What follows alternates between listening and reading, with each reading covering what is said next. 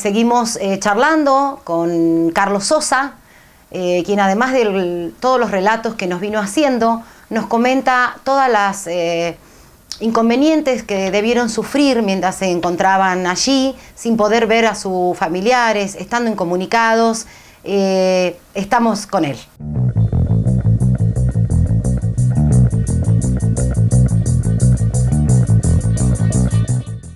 La experiencia mía fue todo eso, todo lo que concierne a los zafarranchos de combate, las alertas rojas que tuvimos en Puerto Belgrano, porque tuvimos alerta roja en Puerto Belgrano por el tema de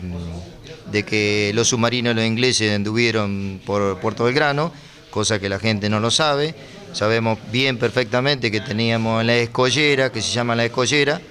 ahí había antiaérea y todo,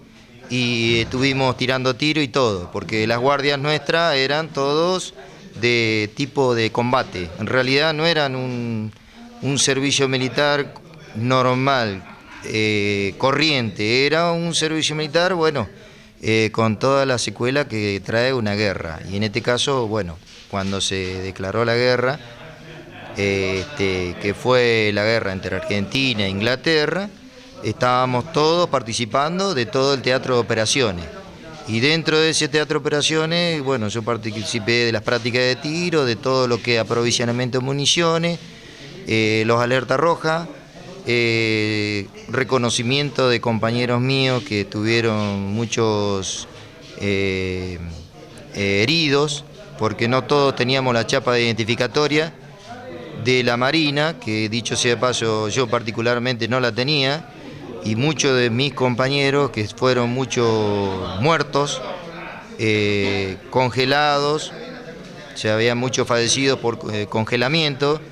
En este caso, lo que es reconocimiento de mis compañeros es por el tema de la supervivencia del crucero Belgrano, en este caso específico, y después la demás gente que venía herida de Malvinas, en el Hospital Naval de Puerto Belgrano. Ahí se iba a reconocer la gente, generalmente íbamos a reconocer la gente que no estaba identificada, porque había mucha gente que, bueno, yo había estado con ellos hacía un mes,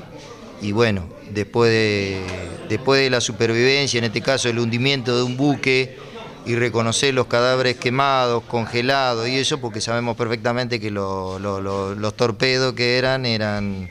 no eran unos torpedos comunes. Por los comentarios de los sobrevivientes del crucero de mi camada, sabemos perfectamente que el buque, los torpedos largaban gases venenosos,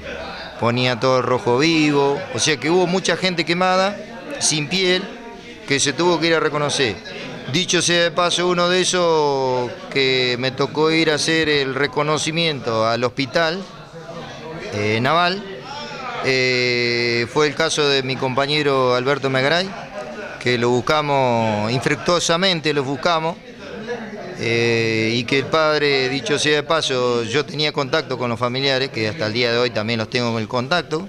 que son Alberto Megaray y la madre. Bueno, los contactos en esa época eran contactos todos de carta, o bien directamente es muy esporádicamente los contactos físicos, porque en época de guerra no había internet, sabemos bien que las cartas venían censuradas, muchos de nosotros que tuvimos algún licenciamiento, lo teníamos más de 30 kilómetros, creo que no se podía irse, así que estábamos, como quien dice, que a nosotros nos agarraba policía militar, dentro de los 30 después de los 30 kilómetros, y nos metían presos. O sea, que éramos... Estábamos como prisioneros. Exactamente, estábamos como prisioneros. Eso es... estábamos prisioneros, y bueno, sabemos bien que no teníamos teléfonos celulares con cámara y eso por estilo, para tampoco argumentar nuestra movida y todo ese por estilo. Sabemos, lo único que tenemos son papelería y algunas fotos esporádicamente que nos sacamos acá en Pico. En su oportunidad, por ejemplo, en mi caso particular, yo me he sacado testimonialmente, ustedes creo que lo van a tener en su poder, con el chico de Megaray, que fue compañero mío de la primaria, la secundaria y el servicio militar juntos. cosa que bueno, él lamentablemente no volvió y bueno, yo tuve que volver y bueno, y ahora estoy pagando, como quien dice, el daño que he sufrido psicológicamente por haber hecho un servicio militar en una época de guerra. Lo estoy viendo en carne propia y bueno, yo diría que ante el Estado nacional, provincial o lo que sea, tendría que estar muerto para ser reconocido e inclusive para que la sociedad me escuche, porque por ahí yo noto que, por ejemplo, la sociedad tampoco conoce nuestra causa, no conoce nuestro reclamo y por eso creamos una asociación de veteranos, porque hay mucha gente que tiene daño psicológico que realmente está reclamando el reconocimiento que nos corresponde, porque tenemos compañeros muertos, suicidados